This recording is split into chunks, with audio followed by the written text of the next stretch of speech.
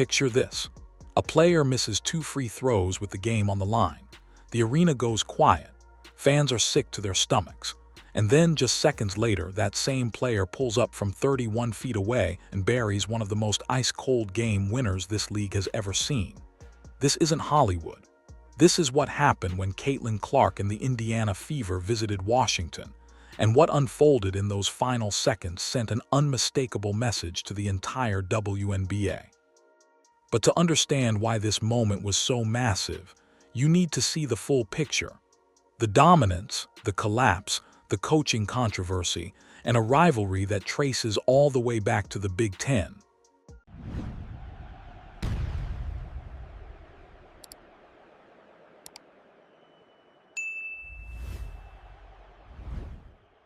Clark started quickly with a floater and a pull-up three-pointer, clearly annoyed about her lack of efficiency in recent games. She ended the first quarter with 10 points.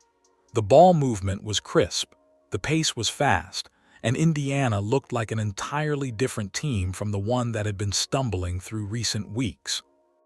This game came right after a loss to the New York Liberty in which they blew a 12-point lead, and Clark had just 6 points against the Portland Fire on May 30. A brutal 16-point loss that made national headlines for all the wrong reasons. The Fever had been under significant media pressure and scrutiny centered on Clark's inconsistency, while Indiana's defensive struggles amid a 5-5 start had convinced some the team wasn't championship material yet. So when the Fever built a 17-point lead and looked completely locked in, it felt like an answer to every critic. Clark entered halftime as the game's leading scorer, and the Fever had a 43-29 lead. Everything was going according to plan. But plans in the WNBA have a funny way of falling apart when you least expect it. The second half opened and the Fever still looked dominant. After Indiana took a 51-30. Very passionate in this, but now we just blew the lead. So as of right now, the Fever has blew a 17-point lead, bro. They blew a 17-point lead. They're losing this game right now. The biggest lead of the night for Washington was by 2 points. By 2 points. Let me see if I can pull. 5 lead, it looked like the Mystics were headed for another blowout loss. Then everything changed. Washington's bench got activated. Lauren Betts sank a trio of layups with an Anienwar triple sandwiched between to cut the deficit to just 7 points. The beautiful ball movement that built the lead suddenly disappeared. Isolation possessions crept back in. The defense stopped rotating.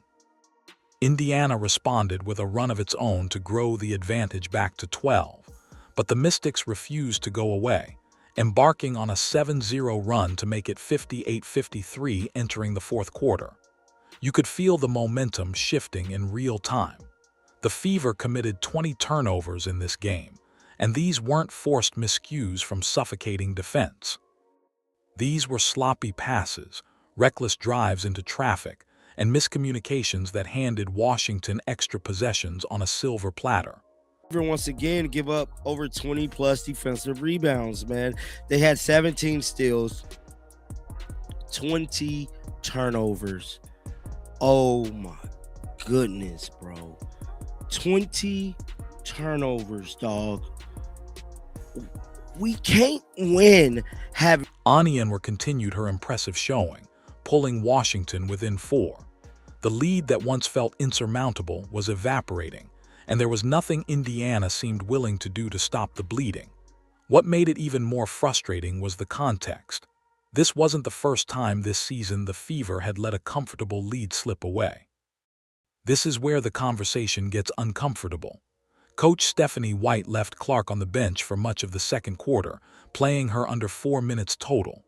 Your best player, your franchise cornerstone, sitting during crucial stretches while the opponent chips away at your lead.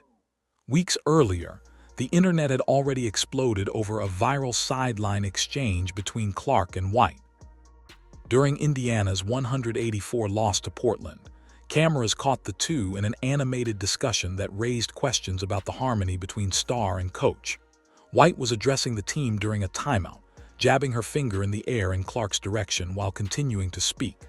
Clark outstretched her arms to the side before raising them, then later stood up, moved behind White and shook her head.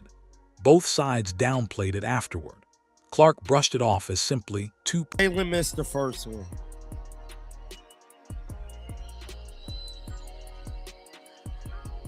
Missed them both. Caitlin missed both free throws.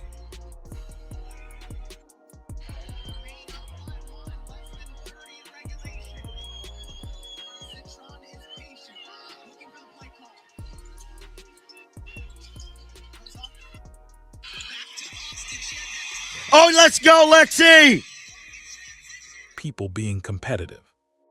2 people that really want to win. But the optics lingered. The Fever, considered championship contenders heading into the season, had been under scrutiny because of their slow start. The team ranked second from last in scoring defense, and Clark's defense had become a topic of discussion as teams began attacking her in isolation. Against Washington, the same patterns emerged. The offensive sets vanished when it mattered most, and the ball was taken out of Clark's hands during the stretches where the Mystics were making their run. It felt like the coaching staff was fighting against its own best weapon. After a defensive stop, Citron found Shakira Austin rolling to the basket to give the Mystics a 74-73 lead with 41.4 seconds remaining. The Fever, who had been up by 17, were now trailing. With 36 seconds to go and the Fever down by 1, Clark missed a pair of free throws after Georgia Amor fouled her on a drive. 2 shots from the line with the entire game hanging in the balance, and she missed them both. Now, guys, 4.3 seconds, 75-76. The Fever have to score. Who took a timeout? The Fever took a full timeout. Substitution, Caitlin Clark enters the game for Raven Johnson. Yes! Yes, 78-76. Both. For a player who shoots with historic precision, this was almost unimaginable. You could feel the air leave the building. The momentum was entirely on Washington's side, and the loudest critics already had their narratives written. For 99% of players, that moment would have been a mental death sentence, head down, confidence shattered, game over. But what separates good players from generational ones is what happens next. Clark didn't hang her head. She didn't let it consume her. She made up for the misses with an assist to Mitchell, whose layup handed Indiana the lead back. Kelsey Mitchell made a fast-break layup off the assist from Clark with 11 seconds left, and the Fever retook the lead. The arena was in chaos, but Washington wasn't done. Mystics guard Sonia Citron knocked down 2 free throws after being fouled with 4 seconds left to put them up 1 point. Austin redeemed herself with a laser pass to a cutting Citron, who drew the foul and drilled the shot. Here we go, baby. Mitchell Here we go, comes baby. off the screens, but so does Clark. Wide open! And in! Wide open, CC! Timely. Wide open, baby! Off of Boston at home. Mitchell Down, comes down, off the guys. screens, but so does Clark. Up and in! both free throws with 4.3 remaining. Just like that, the Fever trailed again. 76-75. 4 seconds on the clock. No margin for error. The Fever called their last timeout to draw up what everyone in the building already knew. The final play was going through Caitlin Clark. Sophie Cunningham threw a long cross-court pass to Clark on an inbounds play. This is where it gets beautiful. The Mystics knew exactly who was getting the ball. Every person in that arena knew. Cody McMahon went to intercept Cunningham's inbound pass and left Clark wide open from 27 feet. A rookie gambling on the steal instead of staying home on the most dangerous shooter in the league. Clark caught the ball in stride, didn't hesitate, didn't take a dribble to step closer. She elevated and let it fly from 31 feet away. Bang! A game-winning three-pointer with 1.2 seconds remaining, giving the Fever a 78-76 victory. And then came the celebration. She celebrated directly in the face of Mystics rookie Cody McMahon, with whom she has a rich history dating back to their time in the Big Ten. This wasn't random. After a 2024 game that Iowa won, Clark took a free Ohio State t-shirt giveaway and posed for a photo with it, which went viral and angered many Buckeyes fans. McMahon clearly views her rivalry with Clark as personal. After Ohio State's January 2024 win over Iowa, she emphasized that the game was personal. In March 2025, McMahon stated, "Let's just say they're a little disrespectful as far as how they view us, so we take that personal." I take that personal. McMahon was the primary defender on Clark for much of their college matchups, typically trying to guard her with physicality.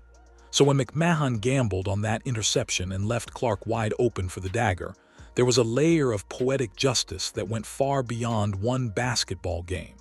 Clark knew exactly who she was looking at when she flexed. Big Ten rivalries don't die, they just find new arenas. This wasn't just a game winner. It was a statement wrapped inside a rescue mission. The Fever improved to 6-5 as Clark ended her shooting slump with a dramatic 31-footer. She erased the missed free throws. She erased the blown 17-point lead. She silenced, at least for one night, every question about her inconsistency and every whisper about coaching dysfunction.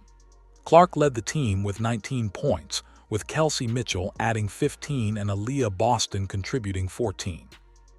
But here's the thing nobody wants to say out loud. This game also exposed everything that's still broken. You don't survive in the playoffs blowing 17-point leads and committing 20 turnovers.